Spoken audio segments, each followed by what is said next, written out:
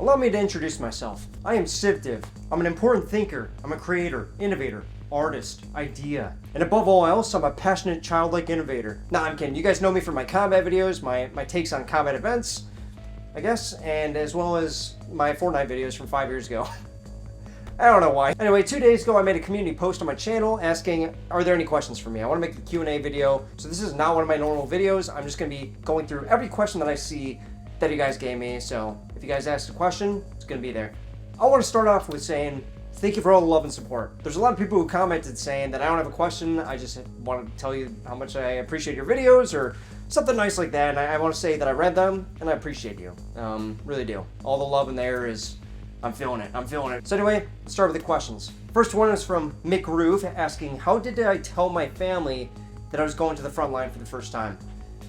Good question. That was in Syria, obviously. I'm guessing you're saying my first volunteer trip.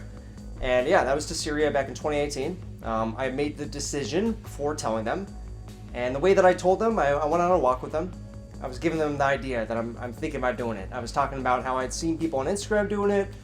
And it seems like a good idea, whatever, and they're like, nah, you shouldn't do that. But I had already made the choice, and I told them right then during that walk. It was an evening walk, and they were not very happy about it. And it was about 1 week before I had left to go there, so they had a lot of questions for me in the meantime, and I kind of, yeah, they did not react very good. My family was very sad about it, but here I am today. I actually survived so far. And they're all good now. They're used to my shenanigans. Wata is cute. What specifically interests you about drones in reference to this war, and how do you think drone usage in Ukraine will lead future wars? FPVs, okay, that interests me. I'm making them, look at this. I am addicted to FPVs, all right? I made this 5-inch one, and it's got a bomber piece and little legs that fold. Really proud of it. It's got the same internals that we had for ours in actual Ukraine, as well as this little tiny whoop one. It's a 2-incher. I'm really passionate about them. I think FPVs are the future because they're so cheap. They're so cheap. Anybody can use them. Anybody can use them and make their military be able to withstand tank assaults and everything. Everything that used to be like, oh, we need to invest billions and trillions of dollars into our military in order to buy javelins and buy tanks and fighter jets. It's like, no, buy a $300 drone, take them out. So I think FPVs are, it's a game changer. AI as well. Yeah, AI.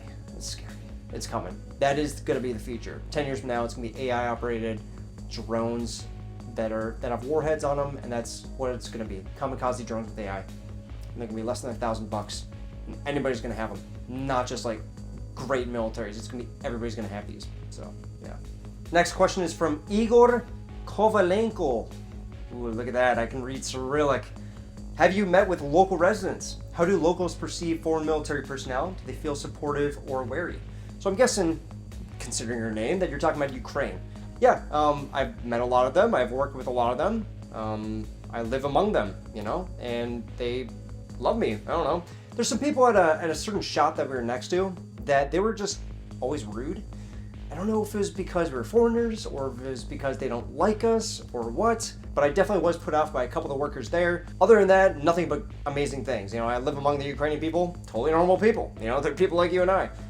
So there's people who don't agree, some people that agree, but it's the same reaction that I've gotten in Iraq and Syria. They're just happy to have me on their side. You know what I mean? And happy to see a foreigner there trying to help. So, kind of cool. The next one is from Mark Stoll. He's got a couple questions. I'm going to answer all of them.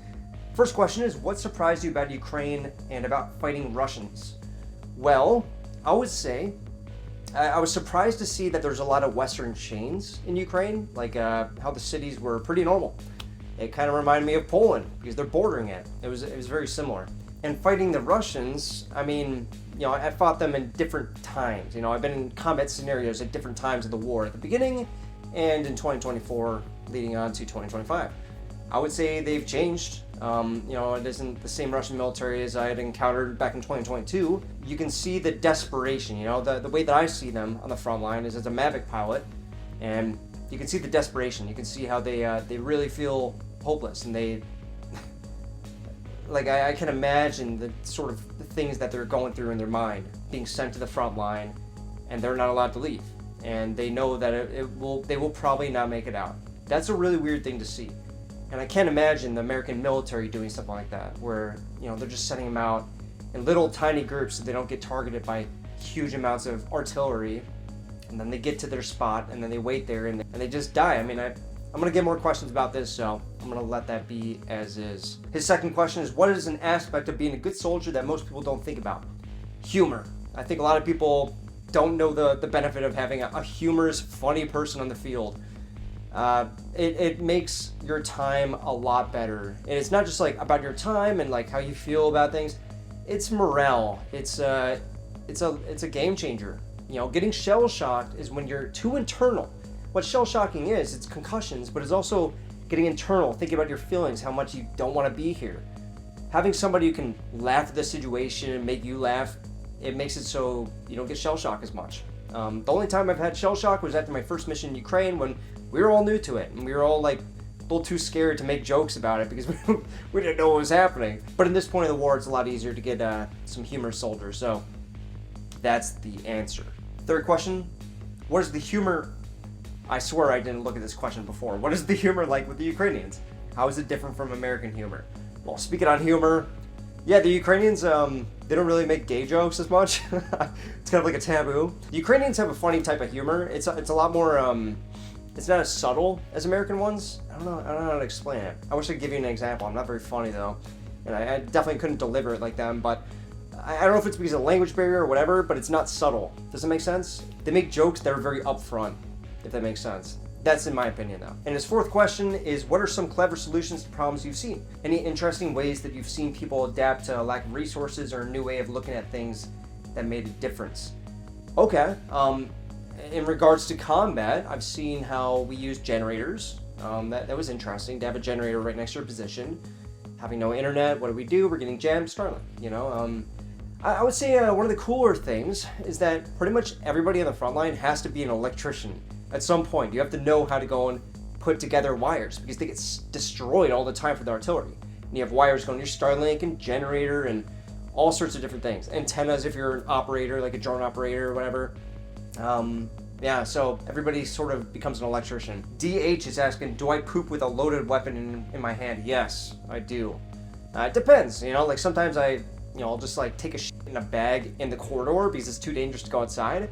But if I am going outside for any reason, no matter if I'm pooping or what, yeah, I bring my weapon. I don't want an FPV to catch me with my pants down with no weapon. I want to die gloriously with a weapon in my hand and my brains out, getting blown up by a kamikaze drone. Senator Saul Chicha 69 is asking, do I suffer from PTSD?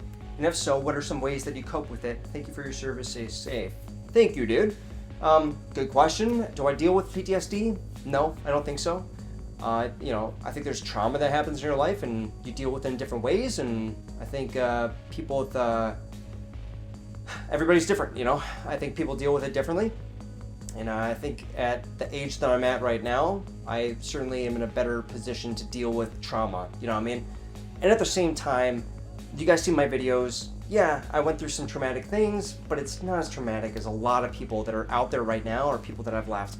I have never had to carry my dead friend's body out, well, I guess in Syria, but, you know, like, I think time heals a lot, but I know a lot of people have dealt with a lot rougher conditions than I have in combat. So yeah, I have regrets. That was the big one that dealt with, that I had to deal with, but time and maturity helped me deal with that, learning from my mistakes, as well as all sorts of things. I would say one thing that does stick with me though is reactions, okay? This isn't PTSD, I wouldn't say, but reactions to loud noises. Today I was playing dominoes with my parents and I was having a good time, and then they don't know this, but I heard a little wind that was outside of the window, and it sounded like there was a missile incoming. So that gets my heart rate up. I don't mention it to anybody. I was able to keep that internal. When there's loud noises like thunderstorms that come out of the blue, like when I'm in Asia, yeah, that'll startle me. And then I'll laugh about it, and it doesn't make me, oh no, it's not as bad anymore. Time heals a lot. That's what I want to say. Leftover Pasta is asking, would I rejoin the YPG if the new government were to engage them? So he's talking about the FSA, Free Syrian Army, HTS. Yeah, if they were to go and fight the YPG. And there's already fighting happening. The new government is also tied with the Free Syrian Army, FSA, and they're fighting right now. Yeah, I mean, I think about it. I think at this stage of my life, I need to be a little bit more careful about where I go legally with different things. I know that I want to live internationally for a large part of my life, my adulthood. I don't want to have to give up my passport. I don't want to have to be tied up in legal problems. And obviously, crossing the border illegally, doing these small things that can add up. So I would never recommend anybody doing what I do, and for that reason, I'm going to keep that question private, but if it was completely illegal, I'd be there tomorrow. I need to figure out how, a legal way to get there. That's my big thing. Andy Cruz is asking, have I ever had a legitimately bad anxiety attack during any of your experiences? What caused it? I don't think I've ever had an anxiety attack, or if I did, I didn't know that I did. The worst one for me, really, was my first mission in Ukraine. That was absolutely horrifying. Absolutely horrifying. There was a lot of new experiences, and I really did not think I was going to survive. None of our team did. So yeah, that was absolutely horrifying, and because of that, I was very anxious. And after that, I was shell shocked. So yeah, what caused it? A lot of new experiences. A lot of new things at the same time, with my life depending on it and other people's lives. Yeah, but it is what it is. That's what I asked for. Troy Sharp is asking, what were some reality checks you got when you were out there? I would say that my experiences in Iraq and Syria prior to Ukraine were, they were more timid, obviously. Nothing's like the Ukrainian war. Nothing's comparable in the last 50 years. So that's one. War is not like I had experienced in Iraq and Syria. Yeah, we had bombs, we had jets and ISIS and stuff, but it wasn't like that. He's got some other questions. What are some of the ways you had to adapt due to the fact that it was a more modern war and not one against a third world country? Yeah, so when I spoke about Iraq and Syria, as you probably know, I was with the insurgents. I was with the people that were dealing with these Akinci drones and Bayraktars, and in Ukraine, I was going up against the Russian military. Okay, you get that. So I never was deployed in the Marine Corps. I was never on like the side that was on top. I was always with the underdog. One thing I do know is that, with every war, you have to adapt to the situation, and you find a way to adapt. So in Iraq and Syria, it was drones, and we had no way to shoot them down. We didn't have stingers. We didn't have, we tried to shoot them with dushkas once, but they bombed the dushka. So we hide in tunnels, okay? Do tunnels exist in Ukraine? Somewhat, yeah. But in Ukraine, we dealt with it a different way, because we knew that just small fighting positions would be a lot better than huge tunnel systems in the middle of the plains, So you adapt to the environment a lot. That's a big one. The environment is where you fight, and you want to make that the best for whatever condition you're in, what kind of adversary you're going against. He's saying also that when he was in the military, one of the best advices he got was from some of his leaders that had seen combat, and that training can never replicate an exact situation scenario. Therefore, he's asking, what is some useful advice you can give that either goes against what you conventionally learn about training, or advice on stuff that might not be generally taught during normal training? Well, the video I just posted, I talked about a lot of that. I would say one thing, camouflage. I don't know if you're in the military right now, but just thinking about it, when I was in the Marine Corps in 2015, 2017, there was a huge lack of understanding of camouflage. Everybody was like, it doesn't really matter. It's a big deal now. It's a big deal, obviously. They're being observed. So that's another thing. There's constant observation of you. Most of the time, your first contact with the enemy will be a drone. Either it's a cheap Mavic one, or it's a Akinci drone. It doesn't matter. Your first contact will be a drone, and it'll be calling in artillery, all that stuff. You gotta be better at camouflage. It's not just for the recce and scout snipers anymore. It's for everybody. It's an individual action, as well as knowing and understanding that there's always a camera in the air trying to find you. That's something new. That's not something that we dealt with so much in the past, I think. And the biggest one I'm gonna leave you with is initiative is really, really important. For myself in the Marine Corps, all of us were boots. We were all boots. We had never been even on a single deployment. We didn't know what to expect at all. And that went for our NCOs as well, which also didn't see combat. So I was kind of unlucky in those regards. And I think one thing that we forget as junior enlisted guys is that it only takes one mortar round, one stray shrapnel from a mortar or VOG or whatever, hitting your sergeant for the entire squad to be now relying on somebody who maybe didn't take it as serious, doesn't know how to take initiative, doesn't know how to go and plan things on his own. I think the fog of war, like nobody expects that their sergeant is going to get hit, and then 10 minutes later, an enemy BMP rolls up 50 meters away from you when you thought you were 2 kilometers behind the front line. What are you going to do in that situation? You know, that's something that everybody should know how to do.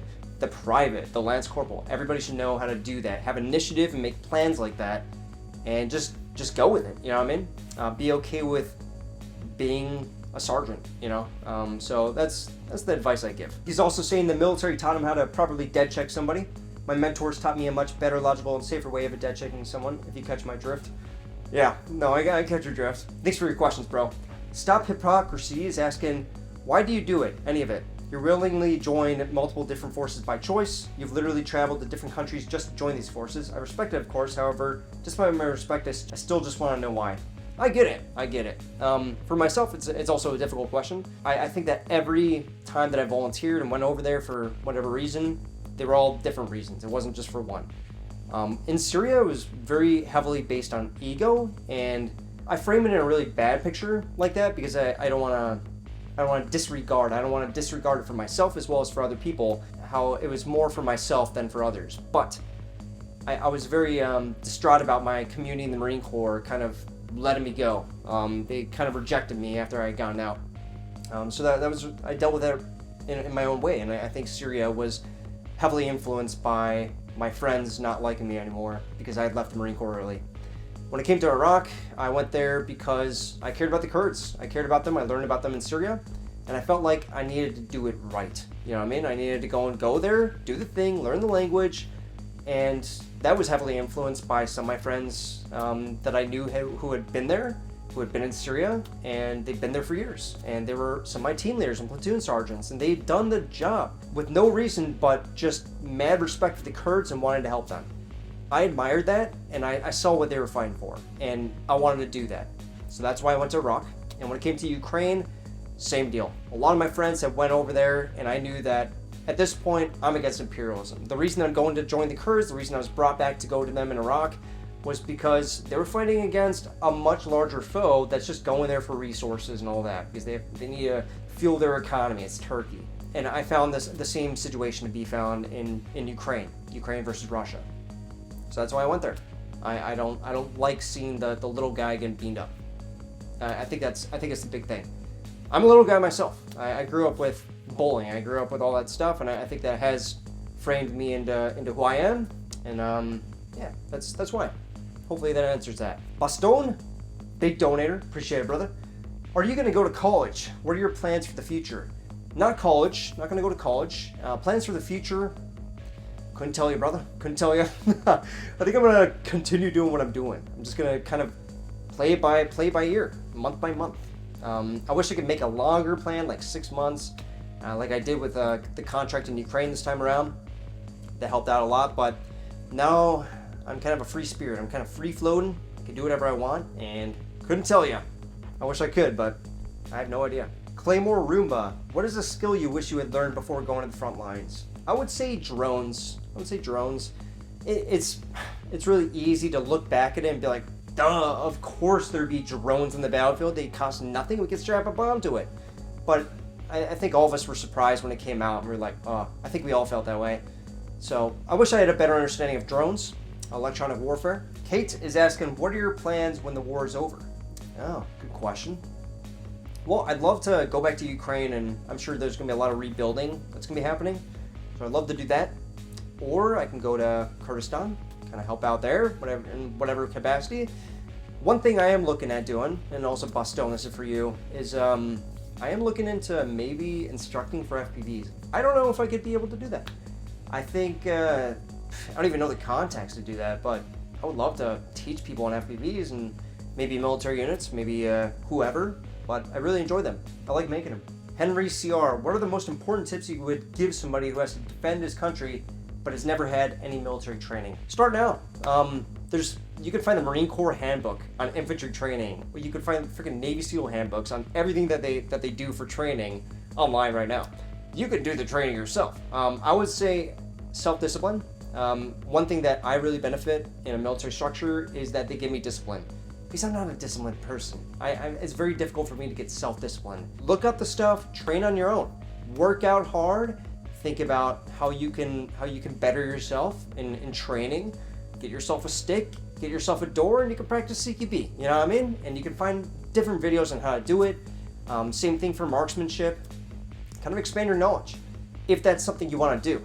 If not, if the military thing isn't really your thing, I would focus on medical. You can get a first aid class, TCCC, tactical combat, casualty medicine. I put those 2 C's in the wrong order, but you can take a class for a week and you can learn everything you need to know in order to stabilize somebody for the golden hour. Get into medical stuff. No matter who you are, military or not, there's always going to be an application for that in a war or without a war. Lewin Rims is asking, how do the locals feel about foreign fighters? Already answered that, but yeah, they generally feel great about us. You get a lot of people who kind of really look up to you.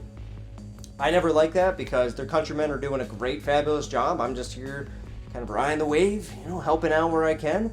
But I would expect that if we had some conflict, they would do the same. I know that Ukrainians fought in Iraq on our side as well, and I just feel like I'm doing my part in the way that I can. Whispers from Midgard is asking, is it possible for any non-military people to volunteer for these groups that you run with, or is it a job exclusive for ex-military? I'm sorry about this question. I really stray away from recruiting or kind of giving that information just because I don't know who is asking these. And you're not the first one to ask this. Totally respect it. Not going to answer it though. I'm very scared about recruiting people for different things just because I've had bad experiences in the past, and also I think it'd be bad on my channel. Speaking to a million plus people potentially, I think it's a little scary to go and tell people how to do that. Jacob Matuswix, sorry bro, butchered that. Are you on any kind of blacklist in some countries? Can you travel to Turkey, for example? Yeah, I'm blacklisted. Turkey, no. I can't even take Turkish Airlines. I have to watch on the map of if the plane goes down, where are they gonna go? Are they gonna go to Turkey? Are they gonna go right? Are they gonna go Saudi Arabia? Who knows? There's a lot of things I need to watch out for so I don't get put in prison for life. I'm scared about going to Vietnam, for instance. I love Vietnam. I was there for 4 months. A little scared about doing it because there's a lot of Russians there. I know that there are a lot of people are draft dodgers. They don't want to go and fight. Totally respect that. But they did deport somebody that was fighting from Belarus in Ukraine. They deported him back to Belarus to be killed. So I'm scared about Vietnam. I'm scared about Iraq. I don't know if I can go back there because, long story. Might be able to though. Might try it. We'll see. Turkey, Russia, Iran probably. Yeah, that's about it, I think. Singapore as well. They deported me. But I think I could go back there if I had a passport that's not ripped up. So yeah, good question. Smoke and Swamp Outdoors. How are shotguns doing against drones? God bless. Thank you, brother. Shotguns are doing pretty dang good. I think that, I don't know, you would think that they'd be issued all over the place, but we had to buy our own. Maybe it's because it's a TDF unit, but yeah, shotguns are good. Shotguns are great. Sometimes these drones, though, are going to be 150 meters out, kind of observing. That's the one that I shot down. Definitely don't think I could have done that with a shotgun. The spread on those things, the range of buckshot is just not gonna do the trick. I think that they're good for FPVs because FPV kamikazes are really bad, and even bombers, they have to be a little bit closer to Mavics, but definitely don't recommend just a shotgun for defense against drones. You also need to be good at marksmanship with your rifle. Rotary Marks, can you send me some plastic explosives and plastic cap? No, bro. Stop. I'm gonna get freaking arrested. Moving on, random person. I've been curious about this for a while. How do you find people to go with, and how do you know what to do? Also, how do the rotations work? I've heard you mention, but how do I find the people? Get into group chats, friends of friends, all sorts of different people. I've made a lot of connections in the last couple of years doing this stuff. So that's kind of how I find it. People text me, I text them, different opportunities. And how do the rotations work? I only did 3 rotations, okay? I only did 3 with that team that I was in. Then after that, I was an FPV engineer. As for the rotations, they kind of go every 5 days generally, 5 days on, 5 days off, generally. Sometimes you do 5 days on, you get 2 days off, and then you go back there. It's very hit or miss, and it depends on your unit. Our unit, they were on the front line for like a year and a half with no break. A year and a half, going 5 days on, coming off, 5 days on, coming off. It depends unit to unit, but Ukraine is kind of understaffed at this point, and they need a lot of people. Everybody that's in it really wants to help, so it's just constant rotations. FD Fan, with all the bad things you're exposed to, has it changed your belief in God or the idea of God? Yeah, good question. I'm still a Christian. I'm not the best Christian. I'm not somebody who's like devout, I would say. You know, that changes all the time, but I believe that Christ is king. I believe that he's my Lord and Savior, but at the same time, I haven't been to church in a while. I definitely find that I'm a lot closer to him in battle. On the front line. That's a better way of putting it. Corbin is asking, did I want to be anything else besides a soldier? Good question. I think at this point, infantry is not my thing. I think infantry is God bless them. God bless them. But with drones, it's getting really risky. So I like being an engineer, FPV engineer. I would love to be an instructor. Again, you know, I've been doing all sorts of that stuff. So to put those two together, that would be cool. Now, in my past life, before all this volunteering stuff and YouTube, no, I just want to be a Marine. Just want to be an infantry Marine, and I did it. Random Guy 86, would you ever consider teaching everything you learned in Ukraine to those in the U.S. infantry or the military? Yeah, I already answered that. I would love to. I don't even know how to do it, though. I feel so many of our tactics are out of date. And then he goes on saying, like, some of the reasons that that'd be a good idea. I know. I think that I have something to share, but I also know a lot of people that could do it a lot better. You know, I do have an instructor background. I do have a background in different wars. I think I could bring something new to the table, but I don't know if the U.S. military needs me. I think that they have a lot of contractors, a lot of people in Ukraine that are talking to different people, gaining knowledge about it, and they expand on it. Yeah, I would love to, though. I would love to. I just don't even know how to do it. Do I go to a recruiter's office? I have no idea. Phil Hines is asking top 5 favorite weapons to take into battle. PKM, AK, M4, RPG, like an RPG 26, because those things are, you can just throw them away afterwards. Those are kind of cool. And I don't know, something lightweight, because I don't like carrying any of these things anyway. Friggin' a shotgun. I've never carried one into battle, but I think it's probably a good idea at this point in the war. Did Kid, 3 favorite most reliable weapon systems you've handled. PKM, AK, M16 not very reliable, but it's nice. I like the M16. The M4 it's cool, but the M16 in particular I used in Iraq, and it was pretty good. He's also asking, how's the food situation over there? It's good. You know, I'm not there right now. I mean, the U.S. I just got done eating Taco Bell, but in Ukraine it's not so bad. I would say one thing is that it's a little limited, right? So if you're not living in the big city, which is not where we lived in a small town. You don't have access to much. You have access to what the farmers have. So yogurt, eggs. That's pretty much what I ate for 8 months. And how long does it take to get used to being in a new combat zone? Good question. Different culture, different language, different everything. I would say it could take forever. I don't know the Ukrainian language yet, how to speak it fluently. I don't know Kurdish completely. But I did get pretty accustomed to Iraq. I could like live there forever. I felt like at that point, I felt very comfortable there. So I would say half a year or so. Kingfish is asking, how different is potential travel destinations? Any countries that will arrest you on arrival? Yeah, like I said, I do worry about that a lot. I'm like notorious with all the people that I connect with, that I'm saying, hey, I'm traveling here, wherever, that I will always run into flight problems. Not because of my background, surprisingly, usually, but just because I'm really sucky at finding my way through airports and doing all the right documents and getting the right stamps. I'm really bad at that. But yeah, I already answered it. Russia, Turkey, I'm very scared of crossing over or near their airspace, yes. Gorov Buyan, are the medics in the battlefield doctors? If not, can the doctors do the job as medics with some weapon firing training? Yeah, I've known both. I've known Ukrainian doctors, I've served with them, that then joined as a medic and joined our unit. I've known vice versa as well. People who start off as medics and then they kind of became doctors. In Iraq, our medic or our doctor was a veterinarian. So yeah, I mean, these skills, they kind of intertwine. Some are better than others, but yeah, they find their role and they find a place and they try and do their best. Viv Max is asking, what is harder, learn how to repair drones or Ukrainian language? I would say learning Ukrainian language, because when you're a soldier, you don't have time to do much other than your job, especially when you're making drones, because you have a million parts in front of you. You can make a million drones. The sky is the limit. But when it comes to the Ukrainian language, it's like, when do I find time to do that? Does that really matter if we have translators on our phone? So I do prioritize the engineering more than the Ukrainian language, and for that reason, it's difficult to learn the language, at least in the job I'm doing. 1M Sass is asking, how do I deal with stress or uncomfortableness? Is there any techniques? Breathing techniques, really important. I like music as well. Having an AirPod plugged in when I'm going on an infill sometimes, or like when I'm sitting in the hole, just kind of like waiting for things to happen. Pumbaa, 2 questions. Have you ever used or wanted to use drones purpose-built to fight other drones or infantry by using firearms? I know, I've seen videos like that. We all want to, bro. Like, that'd be sweet. Actually, Artem, you guys know him from my channel. He destroyed a Russian Mavic drone with a VOG because he was lining up to bomb him. The Mavic went right underneath him trying to bomb some other Mavic because he thought it was below him, and then he bombed that Mavic and blew it out of the sky. It's insane.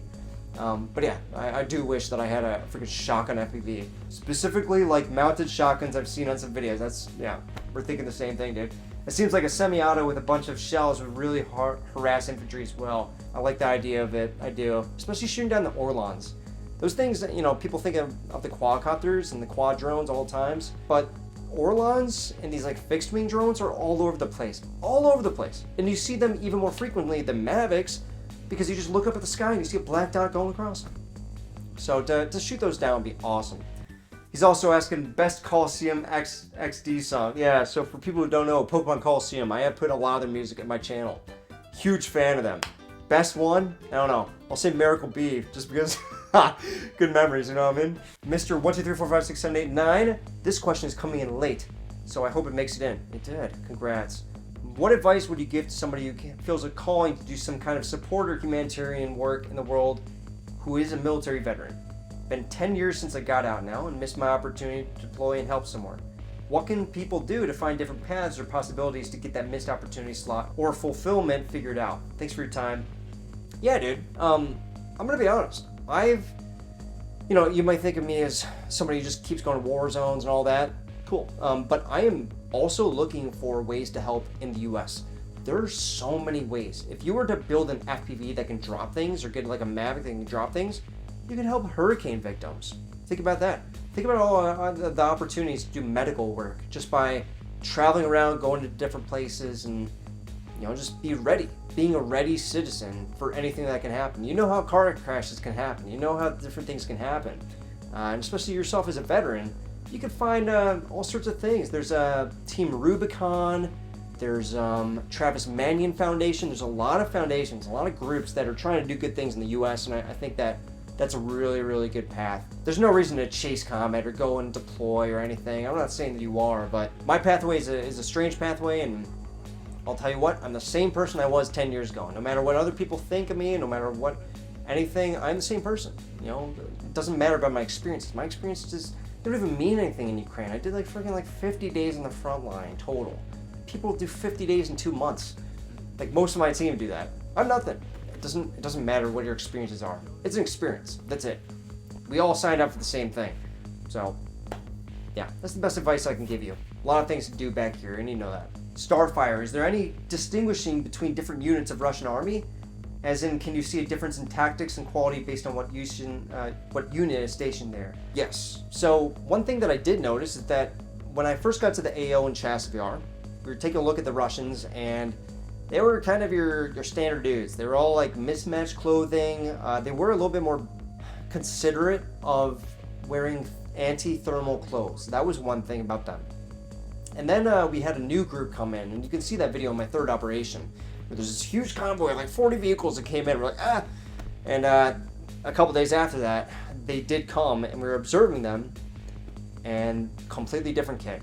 Different camo, different kit. They weren't thinking about the thermals so much. They didn't care about that, and they were a lot more active and a lot more active. Okay, they were just like running around all over the place. They were pumping them full of soldiers. Even Ivska, the place that we were watching over, a lot of them died for that. I would say that they're all different. You can definitely tell the battle-hardened ones away from the ones who aren't so battle-hardened, like the new group that I came in. They were very gung-ho. I think it was like a new unit, probably just like, yeah, you must fight, But the guys who were there before, they were just tired of it all, just wear your thermal coat and hope to God you don't get blown up, and they're a lot less active. Or if they were careful about it. Nomad Homad, how do the locals in Ukraine feel about incoming disastrous Trump administration? And do you support Ukraine reducing the age of conscription to 18 years of age? Yeah, so I've asked a lot of Ukrainians about Trump. Or actually they asked me because I had left right before the elections and all that. Gonna be honest, they were pretty supportive of him. They were excited for him to come in. I think it's because he's feisty, you know, and Ukrainians like that. You know, we don't know what that means for Ukraine, but they weren't thinking of it like politically or what it would do to the war. They were more thinking of it like, yeah, Trump. You know, I think there's a lot of fans of Trump, believe it or not, in especially Eastern Europe. I think they find something in him that they really like. As far as the conscription age, 18 years old, I don't love it. I hope that Ukraine doesn't do it, but I understand. I just can't even imagine myself at 18 years old going to this war. You know what I mean? I remember when I was 18 in the Marine Corps, I can't even imagine myself doing that. Like, yeah, I mean, I think anybody who's at my age now, 28, I think you can look back at yourself at 18 and think, would you be okay going to war? It's a little scary to think of those people. It's just the life experience. It is the reality for most countries to have it at 18 years old. So I don't know. I don't support it one way or the other. Sure, easy. How do you feel when you learn a friend has died in combat, while yourself is on the front line or near it? Somebody you've gotten to know for a short time or someone you've known for a long time? Yeah, good question, man. Good question. While I was on the front line, yeah, it was a lot easier because I'm there. I can do something about it. That felt better. When I'm not on the front line, something like that happens, it's very difficult. But it's a lot more difficult when I'm back home. So there's stages to that. You know, like when I was an FPV engineer, I heard that Zoffer died. I had interviewed him a couple of years ago. He's a good friend of mine. He died, and I was engineering at that point. So I stayed up all night and I engineered my ass off. It was motivating. It's easier when you can do something about it. But yeah, it sucks. It sucks losing a friend. I'm living my life in the best way, in the way that I feel like respects them. I do my best for them, and that does help a lot. Knowing that I'm doing my best, and that they want me to do my best, and they would want me to. Pinocchio, what is the single most important skill for a man, a soldier, and an officer? Initiative. Alright. In the middle of combat, something happens, leadership goes down. Who's going to take their place? Who's going to make a plan? Because if you don't have a plan, you're just waiting to die, and it truly is like that. Chaos Codes, what was the scariest situation I was ever in? They're all scary in their own regards, I think. I think all of us can think, combat veteran or not, think of multiple different situations that were just absolutely terrifying in our lives. Yeah, first combat mission in Ukraine. That was absolutely terrifying. Didn't enjoy it. Yeah, I always go back to that one. It sucks because it's like the first mission, but it's like that for most of the people that I know that go on their first mission. It's always the worst. It's always the most crazy one. Braglin, favorite, least favorite service weapons and why? Wish I could give you more because, I mean, the only ones I used in service were M4 and M16 and the AK in the Ukrainian army in Iraq, Syria. I would say I don't love the AK-74SU. I think that's what it's called. It's the shorty. Don't love it just because its muzzle velocity is tiny, the recoil is insane.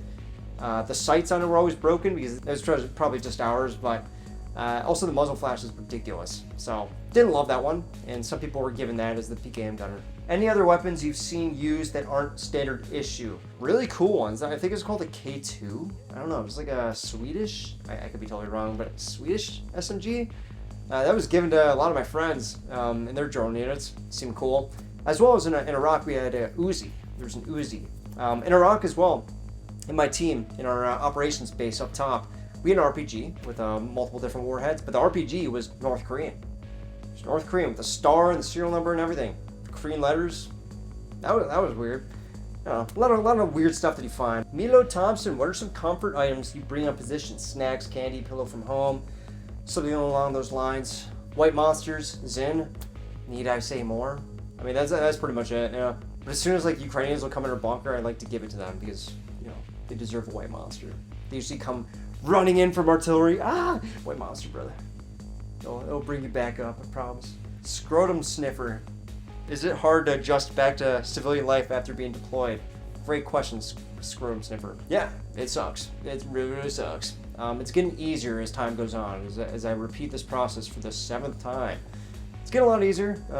I'm feeling very much just like Corey, you know, that's me. I feel like Corey, I feel okay. It's better than feeling something, because I've been in very dark places after deployments, because of deployments too. Like I get out and I just feel terrible about certain things that happen. Not this time around, I feel really good. R. Coburn, do you think that the US has a chance of avoiding civil war in the next 10 years? I don't know, we got no clue. Probably, I hope so. Holmes Wabalin, have you ever questioned the morality of the conflicts you were partaking in? Of course. I mean, before I joined them, I obviously questioned the morality. You know, I don't want people to, I'm not saying you do, but I don't want people to get the idea that I just go to these wars for combat and I need adventure. I'm not one of those guys. I do research the things that I go into, especially after Syria, a lot more. I try and research them as much as I can, and usually the morality is not so much of an issue though. The wars are usually pretty cut and dry. It's like Russia invades Ukraine. I don't like imperialism.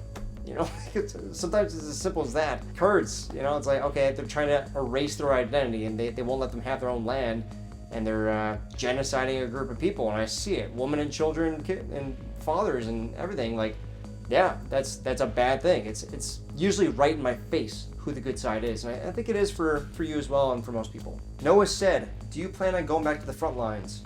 I mean, do I plan on it? No. Could I be there in a month? Yeah, you know. I kind of go with the flow. Mibu no Kami. How do you cope with fear before, during a mission? Good question. Music, like I said. I make sure to get a lot of sleep as much as I can the night before. Being too sleepy, being too in your thoughts, not good for it. I try and also let go of everything before I go on mission. I try and text everybody I need to, everything, so that way I can shut off the phone, focus on the job. That's one thing. That way I don't think like, oh, I should have told her I love her, like, you know, stuff like that. It's all out there already, and you know, I could focus on the job. Shevto, I believe in a video you said you traveled to Vietnam. I plan on going to Ukraine in a few years for humanitarian work. Cool. After that, I would like to visit Vietnam. Any recommendations on where to go? Dalat. There's not too many foreigners there yet, but yeah, Dalat is sweet. Definitely gonna go back there at some point. But if you're Russian, definitely not go back. Definitely, yeah. I would never go back to Dalat. No. I'm not gonna. Okay. What skills can you learn to help the Ukrainian cause? Medical. That's a good thing. You know, like these missiles land everywhere. So like if you're in Ukraine and you know medical, God, you could do so much help. No medical stuff, and just being a regular civilian is more than enough. Ain't no way. Favorite rifle used in any combat scenario? AK. Yeah. Fires and adversaries. Can you go into more detail about the activities of Turkey and how they have destabilized the region? Not in this because it's a Q&A and I gotta get through it, but I've made a lot of videos about this in the past. One of them you probably already saw, why I joined the YPG. But the big thing I would ask you to do is take a look at their history with ISIS. I've been to the city of Kobani, and it does not lie. The ISIS vehicles with the ISIS spray painted on them are on the border of Turkey, facing towards the YPG, where the YPG pushed them back into Turkey, and they retreated across to Turkey. The entire place is into smithereens, and it's being taken right now by Turkey again and the FSA. There's so many connections here, and I just look into it. Kobani was 2015. Take a look at what happened. They went back to Turkey and Baghdadi, everything. Look at the connections of ISIS and Turkey. They say that they fight them.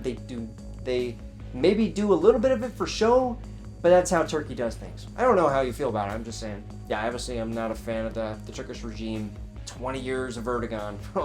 GYK Gamer, if I were to join the Ukrainian volunteer forces, what would you recommend gets packed? Or would you even recommend joining at all? Any good groups to join? Like I said earlier, I'm not a recruiter. I want to shy away from that stuff. I'm sure you understand. What would I pack though? I'd pack pretty much everything that you can afford that is not like the basic necessities. I'm one of those person who's very budget oriented when it comes to it. I don't think that like having the tens of thousands of dollars of equipment is going to help you. I know people who've done that, and it's cool. It's cool. Night vision is probably the only thing I would upgrade on my kit. Everything else has been hand-me-downs, either there or I bring airsoft gear. I don't care. Everything's gonna work just fine in a combat scenario usually, in my opinion. Okay, this is not like gospel, but that's civic gospel, I guess. David Simon, did you prepare anything to inform your community for the case anything happens to you? I'm always worried if I don't see any new content. Yeah, I've noticed a lot of people are like, oh, he's not dead. You know, like after I don't post for a month and then I post. I did make a video saying like I'm dead, you know, like and it's supposed to publish in a year, you know, and I just keep pushing that date back so that way like if I do die, it'll be published. Other than that video, I did have notes as well. These are all old though, but I had notes in my iPhone and the notes tab, and I told my buddy my iPhone password, and I told him, hey, in the case of anything happens, here's all my passwords. Also, this notes tab will have everything that I'd like for the funeral. You know, just a little song or like whatever. Probably something for you guys, but I haven't read it in a while. I do care about you guys, but you know, when I'm dead, I'm dead. You know, it's one of those deals. Sure, easy. Have you ever seen a person in close quarters combat who's fighting for the other side of a conflict? Like on video, of course. There's that recent video of the knife one. Other than that, have I seen them like I guess in drone feeds? You know, like that'd be the only other place that I've seen like fighting happening. It's not like house clearing, but I did see where the front lines are. We pass by it all the time when we go to our spot to survey and recon as a Mavic pilot, and the whole place is always lighting up. Flares going off, mortars blast, and everything. And they're only 30 meters away, the front line, in that certain section back, you know, a year ago or 8 months ago. It just looks like all hell is happening down there. It's a lot of bombs and a lot of explosions. Some guy, DP8PN, have you ever spoken with somebody who fought on the other side of conflict as you? If so, how did you feel and what happened? Most of the time when that happens, it's like random messages, like DMs on Instagram or on YouTube saying like, I'm a Turkish soldier, I hate you, you know. It's usually just like people saying, I will kill you and your family, and it's like, cool bro, like appreciate it. I would never do that to somebody. It's usually just people to comment. It doesn't bother me. I've got 1 million subscribers. It doesn't... There's nothing that can bother me at this point. I've gotten everything. I got thick skin, so yeah. Matisse is asking, as someone who has went through the mental preparation of going to a conflict multiple times, have you ever come to the terms with the possibility of having to take the life of somebody else? Yeah, good question, of course. I've never directly killed anybody, as far as I know. I might have. I've contributed to 15. Well, I don't know what that means. Did I kill him? I don't know. I wasn't the one who launched the bomb, so I don't think I did. Maybe. Regardless. Yes, of course, and it's a lot easier than like seeing my buddies die. That's the worst. When it's just people like that, especially on a drone screen, not gonna lie, it's very, very desensitizing. It is. So yeah, I came to terms with it and didn't hamper my skills in the battlefield. Didn't hamper like how I did things. It's all the same. Yeah, good question though. Nosferatu, toilet paper, leaves, rocks. How is it? Yeah, taking a dump on the front line. Toilet paper, wet wipes. I usually do wet wipes, trash bags, because if you shit outside, you can die. Our old shitter spot in that operation, that little like hut that you guys see me go into all the time in my latest combat footage, that one's well behind the front line now. It's the Russians took it, but regardless, that area was constantly being bombarded by tanks. You guys know that from the footage. Just tanks always shot at us. I don't know why. But one thing is that the tank rounds would always catch the berm right behind the shitter, like 2 feet away. So it'd always catch that, like a lot of them would catch that thing. So there's a lot of cases my buddy's taking a shit and they like just get inside and then a round hits and it's like, oh, it just hit, you know, the shit. So I never go outside. Some people take the risk, but they just want to masturbate or something. Just Go and Fly is asking, are there small fixed wing drones in action or just quadcopters? A lot of fixed wings, bro. A lot of them. A lot of different types. Kamikaze ones, recon, freaking bombing ones. A lot of bombing ones as well. Yeah, they're super common. Super common. Every damn mate, how do you perceive the people you fight? I enjoy reading about first-hand accounts from soldiery and history about their opinions on who they were fighting and would like to know what you think. I'm the same way. I love autobiographies. Those are the only ones I read. I don't want to read some fiction bullshit. I want to read a first-hand account. How do I perceive the people I fight? I think that they are brainwashed. That's how I see it. I think that we all grow up with different propaganda, you know, and my opinion has certainly changed throughout the years, and their country is on the ropes, and they're turning towards imperialism. I think this goes for Turkey as well as Russia. Then these people who probably had no business being soldiers are then conscripted. Turkey does it as well as Russia, and they throw them out there. So I think a lot of them are brainwashed. They don't know what to think. Tivo Dom is asking, how does the weather influence drone operations? Is it possible to fly drones in the rain and fog? Yes. Do batteries die quickly in the cold? Yes.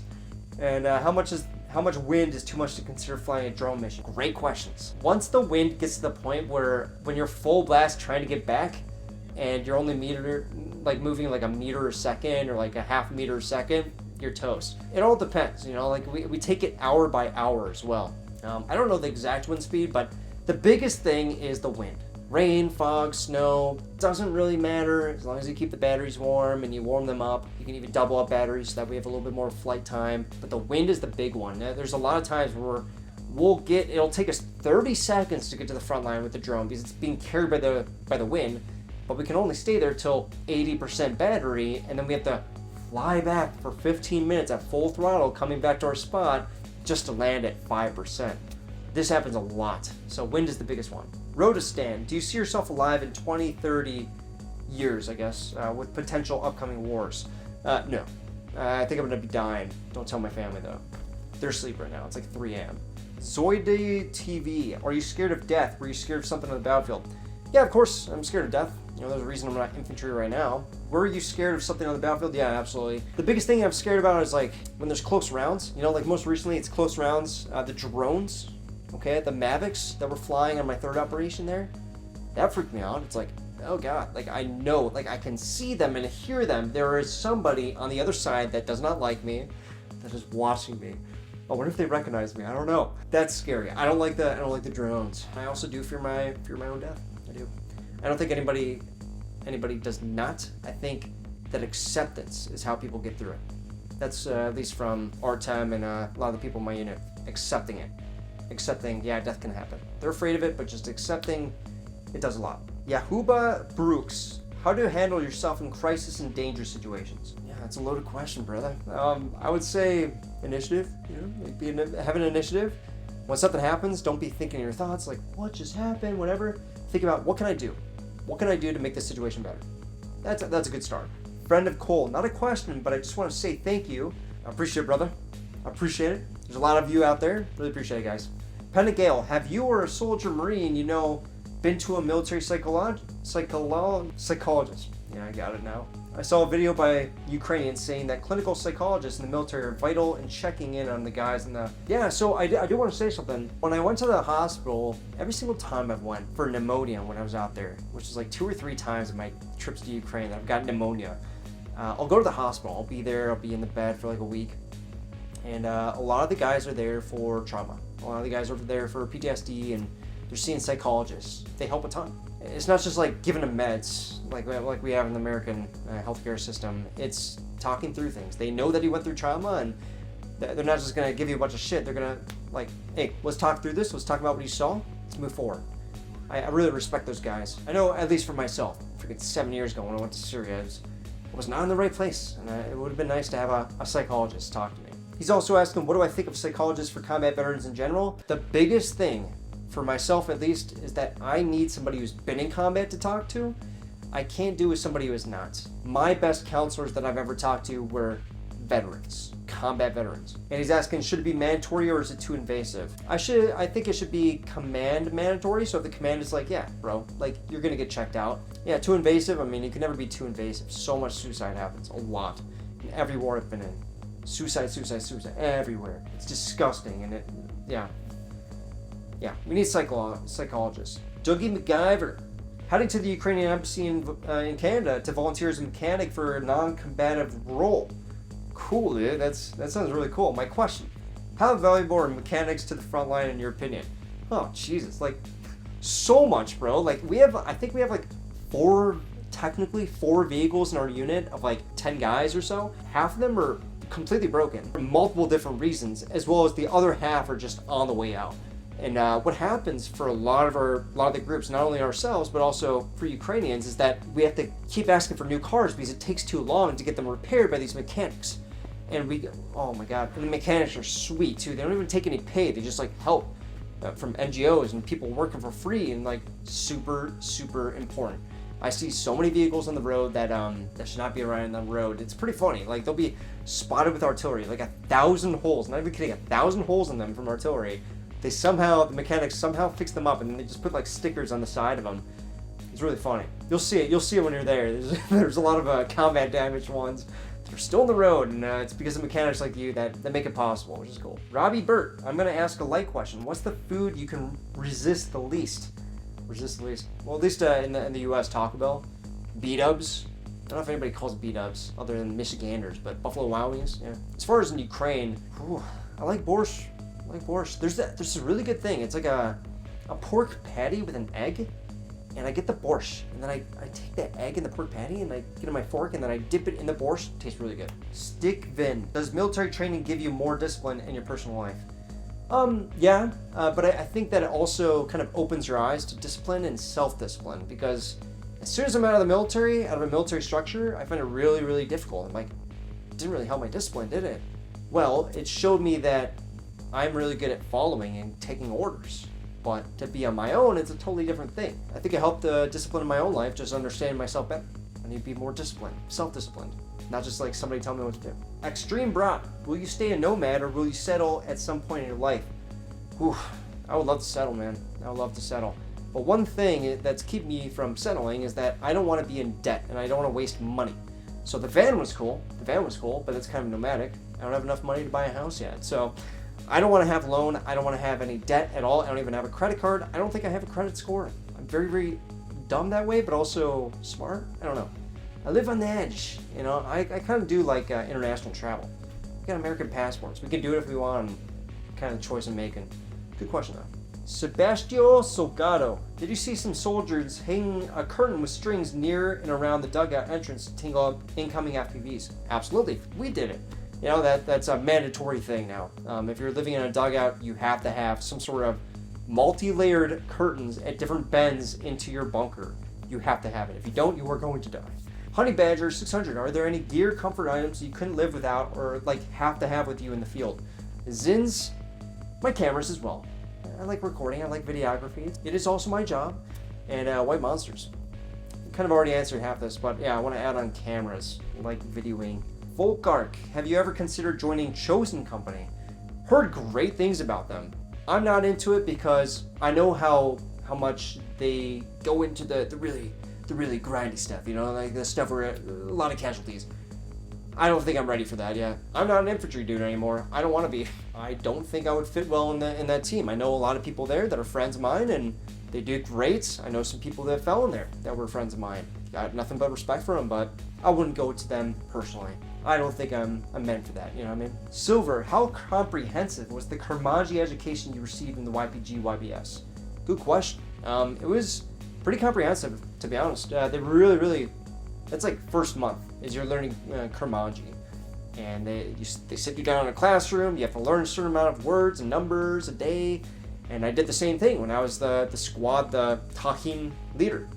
I did the same thing with the people who were coming in for the first time in Iraq, and I was teaching them.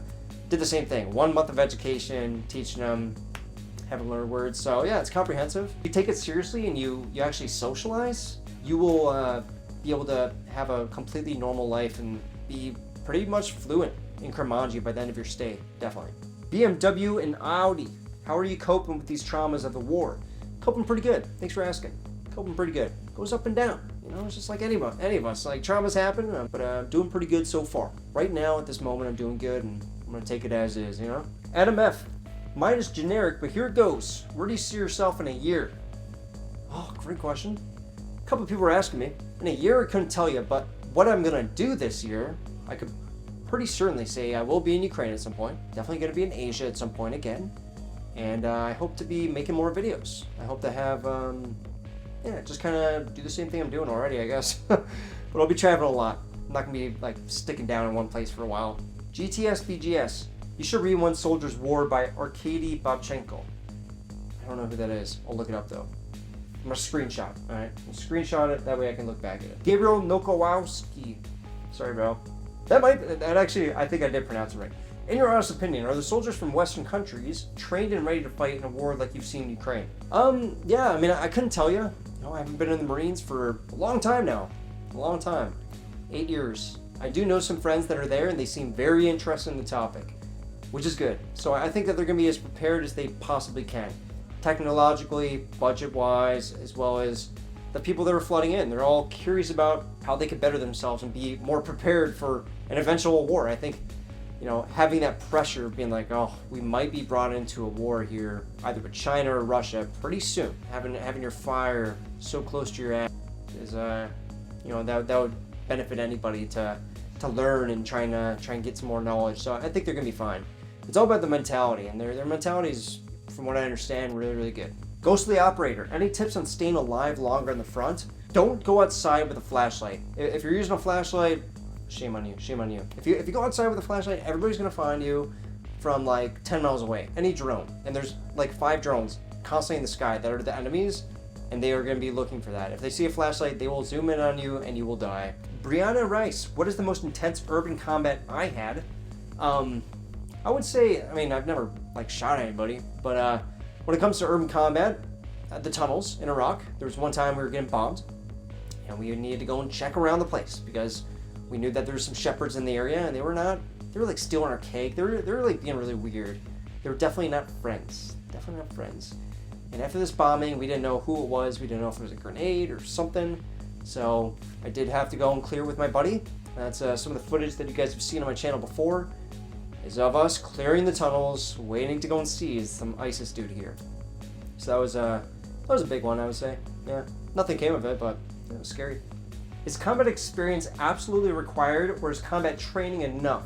I want to join after doing training as a BA paratrooper, but I can't tell if actual experience is a must or not. No, it's not absolutely required. If you're a good person, you know what you're in the fight for, you have good morale, and you're humorous, you're gonna do fine. You know what I mean? Everybody's first mission sucks. Everybody's. You're gonna learn a lot, but as long as you're willing to learn, your head's in the right game, you know what they're there for, you can carry on, you'll survive, and you'll be a benefit to your team. So, yeah, it's not required. Do your best, get some good training. It's always better to have more training going into it than less. Heku Corman, when is the Grand Thumb collab? Never. I mean, I hope. That'd be sweet, but no, I don't text him or anything. Seems like a great dude. I'd love to, but I don't know. He's a bigger channel than mine. French Roast, what's the biggest difference between what's being reported by the MSM as well as independent news and what you experience firsthand? I mean, war's war, you know? I think everybody's got different, like, views on what's happening there, you know, maybe politically or whatever, but yeah, it's pretty much as it goes. Pretty much what you see on the news is they have their own way of spinning it sometimes, but you can't really lie about too much. To be honest, I don't even really watch the news, and we all get recommended what we want to see as well, so very difficult to gauge that, but that's why we have our sponsor, Ground News. No, I'm kidding. I don't have a sponsor. I would like them, though. I do want to get a Ground News, I think, probably. Jacobus Schwartz Truhe. If the YPG was to fight Turkey or HES, would you rejoin them? Already answered that. Maybe.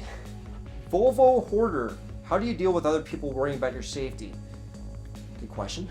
I think, I don't know. I just kind of ignore that. I don't know. I mean, I do my best to communicate. You know, if they need communication for me to, like, reassure them or whatever, but I do my own thing. I'm my own person. I'm going to do my own thing, and I try not to have people who can't deal with it be too connected with me, if that makes sense. Not in a bad way.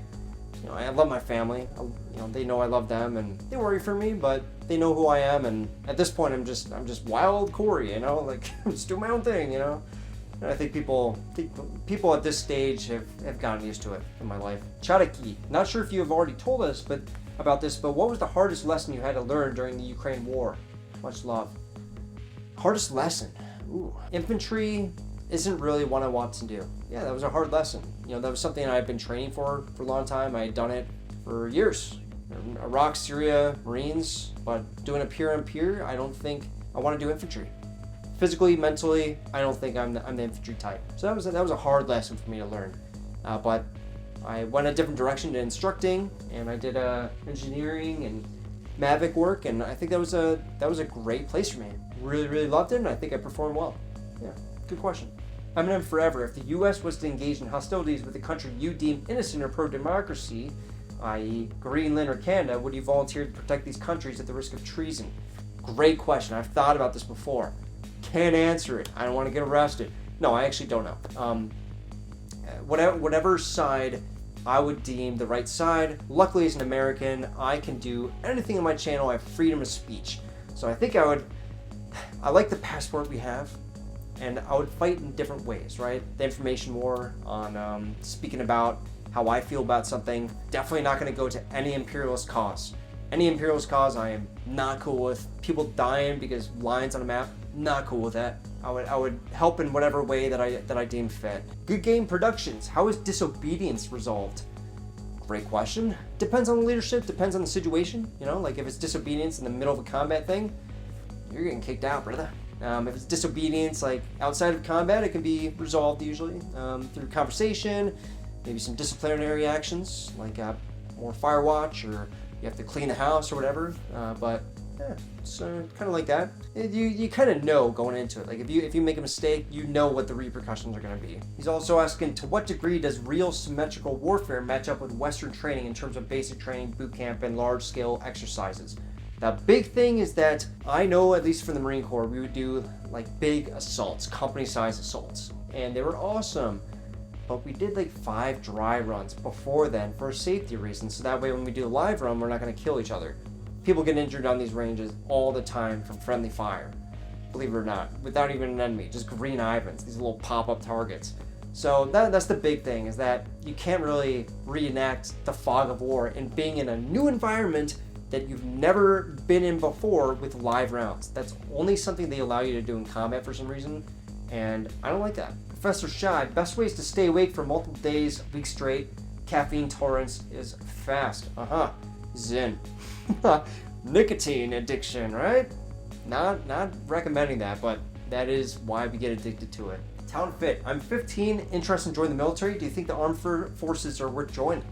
Absolutely, man. I think you should join the armed forces before anything. If that's something that you want to do, absolutely do it. I think the Marine Corps was a great experience for me. I would never take it back at all. But yeah, I would definitely not recommend doing what I'm doing currently. This is something I think as you grow older, you can make your own choices, but I've known people who've gone the route that I did without, like they skipped the military portion of it. They just went straight to Ukraine or Iraq or Syria. Don't recommend that. Do not do that. Not a smart choice. Bounty Hunter G, how long have you been going to the war and how much time do you think it will end? I guess you're talking about Ukraine. Almost 2 years. I think a year and 9 months or something. I did the math like a week ago. Year and 9 months. And how long do I think it will take? I don't know. I don't think anybody knows. It's it could take forever. Who knows? But it could also end tomorrow if Putin were to come to his senses. We'll see. Dale Bernhardt, what do you miss about America when I'm overseas? Pizza is an acceptable answer. Taco Bell, all right? Not pizza, Taco Bell, bro. Yeah, it's just Taco Bell. It's my family, my dog. It's all the kind of the creature comforts you have back here. It gets old after a while. I think having a little too much comfort is it's not always good. Kind of get used to it and you forget how good you have it. I'm speaking for myself here. Kind of just miss everything sometimes. Adrian Taffa, what are the names of your fallen comrades on your memorial bracelet? Good question. I've had this one for the last 10 years. This is Denny Tran. So Denny Tran, he was a Marine in my units. Denny Tran, he was Vietnamese American, and he died when I was in the Marine Corps. He was in my unit, and that's his name. I've thought about leaving this in Vietnam. Somewhere and then getting a new one, but it means more than Denny Tran. It means everybody that's fallen for me, and it's not broken yet. It reminds me of them, and that's enough for me. So yeah, good question, man. Slasher, any advice for traveling to foreign countries solo as an American? Scammers. Any place other than the US, including the US, everywhere. If they know you're a foreigner, they're gonna try and scam you. People make livings off this. A lot of people. Philippines, everywhere. Poland, surprised me. A lot of scammers, a lot of awesome people, by the way, but also a lot of scammers. It's everywhere. And I would imagine for a German coming out of the US or something, you're gonna get scammed. People get scammed all the time. Just watch out for scammers. Look into videos about scamming and what they're gonna do there, and be tough. Pretend that you know where you're going when you're going down the street. Even if you're like, I'm just looking for a hotel and you got bags and stuff, look straight ahead and just march. And anybody who's talking to you, would you talk to somebody random on the street? No. You would just keep walking, or you would ignore them. So do the same. If people start spouting in your ear, chasing you or something, just keep walking and be like, what are you doing? Pretend you've been there for 2 years, you know what I mean? MK14 40mm, what's your opinion on pimento cheese? I don't know what that is. Is it a Ukrainian thing? It probably is. I like all cheese though, so. Zebra Productions, is there anything someone said to you in the past that has stayed with you to this day? Something that you think of often when you're out there? A lot of things. I think I don't remember so much certain phrases, Sometimes I do. But the big thing is I just remember who those people were, and it sticks with me. The things that really impact me are seeing how, one of them that comes to mind is Rashid, how he lived his life before he passed away. wow, like an incredible human being. And he was the reason I went to Iraq in a lot of ways, because I want to be like him. I want to be who he was for me in Syria. I want to be that for somebody else in Iraq. People just have big impacts, and software as well. Certain like phrases and stuff, not so much. Just how people live their lives, it really has an impact on me. David McCrae, how did I get to be a foreign fighter? Well, I joined Syria, went to Syria, and that's when it began. Kind of spoke about it at the beginning of this video, but yeah, went to Syria and became a foreign fighter. I don't know. That's how I did it. I'm not gonna tell you how I did it, all the steps, unless you want me to get a little knock on the door, which I don't want. I'm too old for that. I don't want to have to deal with that. Ivan Pavorosnik. In your experience, does the fear of injury or death become less severe as you spend longer on the front line? Yeah, definitely. You get more accustomed to it, and with that accustomedness, you kind of know how to deal with your fear. That's a big one. And you understand the sounds and the dangers a little bit more, and with that, you just get more comfortable. Fear is worry about the unknown, you know? It's worry about the unknown. It's anxiety about the unknown. So if you know a little bit more about that unknown, then it gets a lot easier. So that's what I say about that. Pit6055, do you think the Kurds will ever achieve a country of their own? Yes, I hope so. Because they are so nationalistic about who they are and their language and their culture and their borders. It's gonna happen. It's gonna happen. They have already an independent thing in Syria, Iraq, and it's only about time that it'll happen in Iran and Turkey. And that is the last question I got for you guys. The reason my phone died as I was recording, it was an hour and a half recording total. It was also 4 a.m. By the time that I ended it. So I feel bad that I wasn't able to answer every single one, but it actually was a lot more than I expected. So I appreciate everybody chipping in. Near the end, I was starting to repeat questions, like questions that were already answered. So I'm sure that I answered some of yours, and I hope you enjoyed. I really appreciate all of your support over the last couple of years. You know, like to the members, I try to answer all of yours. And for everybody watching, really appreciate all your support. It means a lot. It means a ton. So yeah, I'll see you guys in the next one. Peace.